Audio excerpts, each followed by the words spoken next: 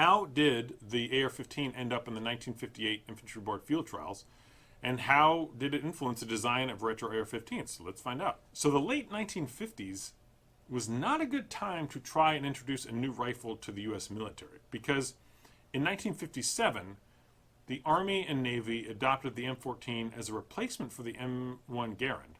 The Air Force didn't adopt the M14. The M1 Garand was the workhorse basic infantry rifle for the U.S. through World War II and Korea. So how did the AR-15 even make it into consideration? It wasn't like Armalite was the only company in the U.S. innovating new firearms. It's a huge country with a deep heritage of firearms manufacturing and innovation that goes back centuries.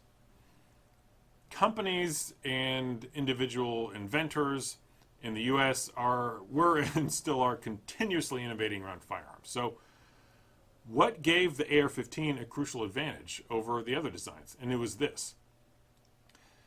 The head of Fairchild Engine and Airplane Corporation, which was the parent company of Armalite, was Richard Boutelle. Richard Boutelle was good buddies with Curtis LeMay, who was Chief of Staff of the Air Force, and a huge personality with a massive clout in the Air Force at the time. So Boutelle and LeMay would hang out. They went on a big safari hunting trip to Africa. They were pals.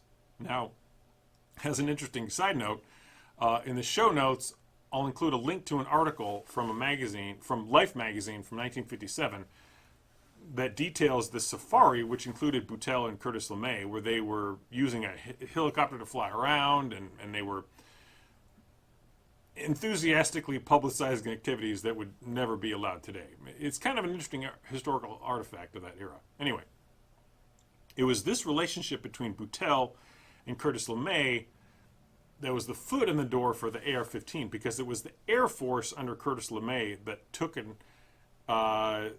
interest in and was the driving force behind introducing the AR-15 to the Air Force, which in turn would allow it to shortly thereafter become the standard platform for all of the U.S. Armed Forces. Now, back to the 1958 Infantry Board Field Trials.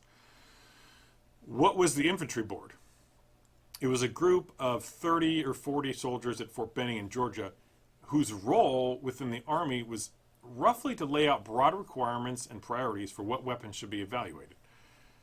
The board was actually an assigned unit for members of the Army, so their tenure on the board was only like 3 years or so. Anyway,